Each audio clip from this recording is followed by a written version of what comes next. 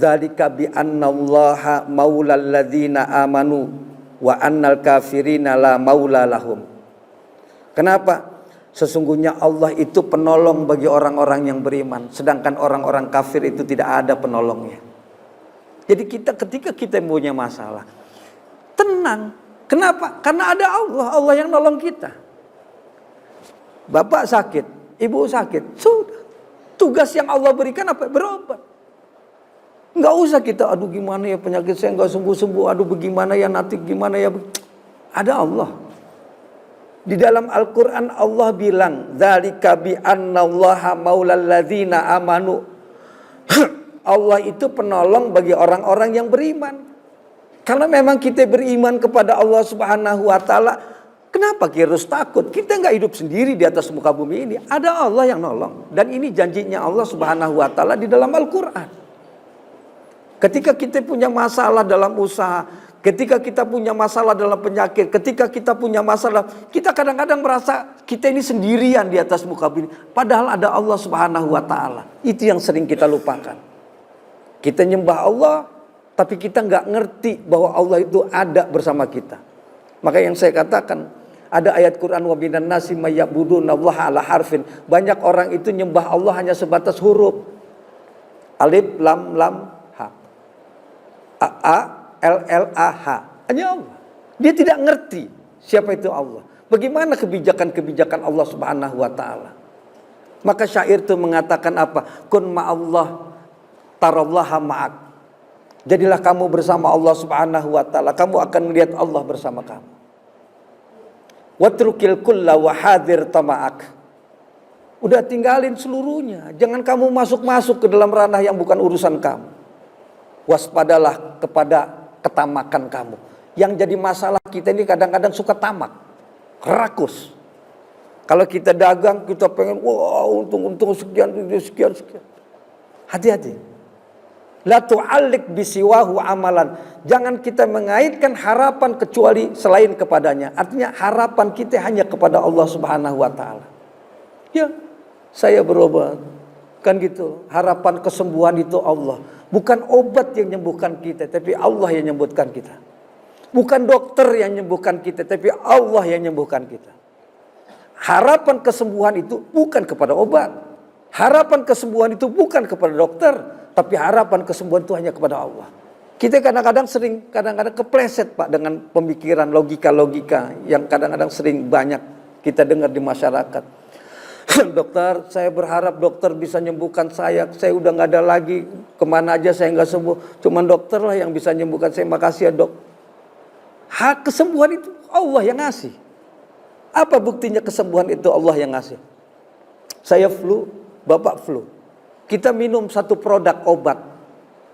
Bapak sembuh, saya nggak sembuh. Berarti yang menyembuhkan bukan obat. Yang menyembuhkan adalah Allah Subhanahu wa taala. Jadi kesembuhan Allah. Begitu juga yang namanya rezeki. Itu Allah. Anak kita nanti ke depan harus bagaimana? Itu Allah. Kita cuma disuruh ngejalanin perintah Allah. Udah bimbing anak kamu, didik anak kamu. Allah katakan wa'mur ahlaka bis salat. Perintahin keluarga kamu sholat. Perintahin anak bini kamu sholat. Perintahin keluarga kamu sholat. Allah cuma nyuruh gitu. Nanti urusan kita suruh sholat, dia jadi Dajjal atau jadi Fir'aun, itu urusan Allah. Jangan kita dari kecil disuruh sholat, diajarin ngaji, udah gede begini. Jadi kita ngerasa bahwa pekerjaan kita itu hasilnya harus seperti ini. Hasil itu kadang-kadang beda dengan apa yang kita perkirakan Pak. Nih anak nih ada orang tua nih, didik anaknya ngaji, pas udah gede tuh anak kurang ngajar sama orang tuanya, bahkan lupa sama orang tuanya, nggak pedulikan orang tuanya. Jangankan dia mau ngerawat orang tuanya, nengokin aja nggak pernah.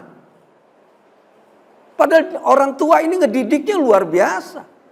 Dididik akhlaknya, disuruh ngaji, disuruh begini-gini. Pas udah nikah, lupa daratan, sibuk dengan urusan dunianya, orang tuanya nggak pernah ditengokin. Jangankan dirawat, ditengokin aja nggak pernah.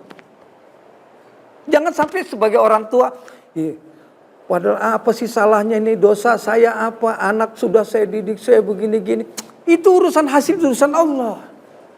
Jangankan kita, Nabi Nuh anaknya jadi durhaka sama Nabi Nuh, durhaka sama Allah. Baru kita, siapa kita? Jadi urusan hasil itu urusan Allah. Kita cuma ngedidik, sudah didik. Makanya apa? La tu'allik bisiwahu amalan. Jangan kita kaitkan harapan kita sama Allah selain daripada Allah. Sudah, cuman Allah yang nyembuhkan kita. Cuman Allah yang ngasih rezeki kita. Cuman Allah yang nanti ngebimbing anak-anak kita. Nanti Allah yang nempatin bagaimana rezeki anak-anak kita. Jangan kita coba ngatur-ngatur ke sana. Kita coba ngatur-ngatur, akhirnya apa? Ketika gagal, stres, dan itu masuk dalam ibadah kita. Kadang-kadang kita waktu sholat masuk urusan yang kayak begitu, yang seharusnya nggak perlu masuk di dalam sholat kita. Bapak dan saudara yang dimuliakan oleh Allah, innama yaskika man qad zara'aka. Sungguhnya yang memberikan minum kepada kamu, dialah yang menanam kamu. Maksudnya apa? Yang ngasih minum kita ini kan Allah. Dia yang ngasih makan juga sama kita. Faiza atoka man yamnauk. Kalau Allah sudah memberi, siapa yang bisa menghalangi? Ini ada orang nih. Ini orang miskin, orang susah. Anaknya disuruh sekolah, disuruh segala macam. Tiba-tiba lulus, dia dapat beasiswa, pergi ke Amerika, dapat beasiswa lagi, pulang jadi pengusaha. Kalau Allah sudah memberikan kejayaan, siapa yang mau menghalangi? Ada orang kaya. Dia didik anaknya, disuruh kursus TOEFL, bahasa Inggris, segala macam, komputer. Pas keluar dari sekolah, lulus gak jadi apa-apa. Jadi kalau Allah Subhanahu wa ta'ala sudah memberikan rezeki, gak ada yang mampu menghalanginya. Kalau Allah Subhanahu wa ta'ala sudah menahan, gak ada yang mampu untuk menolongnya. Makanya syair mengatakan summaman yu'ti idza ma mana'aka. Kalau Allah sudah enggak mau ngasih, enggak ada juga Pak yang mampu nolong. Jadi kalau Allah Subhanahu wa taala sudah ngasih kesehatan sama kita, mau dibuat sakit enggak akan bisa. Kalau Allah Subhanahu wa taala sudah ngasih rezeki, mau ditahan segala macam enggak bisa. Nih orang nih udah Allah kasih nih rezekinya sama dia. Dicuri hartanya tidak akan berkurang. Tapi kalau Allah sudah ngasih susah sama dia, nahan rezekinya, mau dibantu kanan kiri tetap aja begitu. Allah kalau memang ngasih sehat, begitu ya Pak, ngasih sehat nih. Hujan-hujanan tidur di atas depan kipas angin nggak sakit. Tapi kalau Allah ngasih sakit, kita nggak depan kipas angin, nggak hujan-hujanan, cuma di dalam kamar sakit. Kira-kira begitu. Artinya itu sehat. Sakit, rezeki, kemudian hasil yang kita usahakan itu adalah ranah Allah Subhanahu wa ta'ala. Jangan pernah masuk ke dalam situ. Kenapa? Karena itu bukan ranah kita. Kita yang gak kuat. Yang akhirnya apa? Mengganggu ibadah kita, mengganggu sholat kita. Masuk pikiran-pikiran itu ke dalam kepala kita. Akhirnya kita sholat menghadap Allah, jadi mikirin anak, jadi mikirin usaha, jadi mikirin ini, mikirin itu. Bapak dan saudara yang dimuliakan oleh Allah, itulah kajian syarah hikam kita di kesempatan yang berbahagia ini, kan gitu. Mudah-mudahan ini bisa bermanfaat bagi bapak-bapak, ibu-ibu serta pemirsa Metro TV dimanapun Anda berada. Wassalamualaikum warahmatullahi wabarakatuh.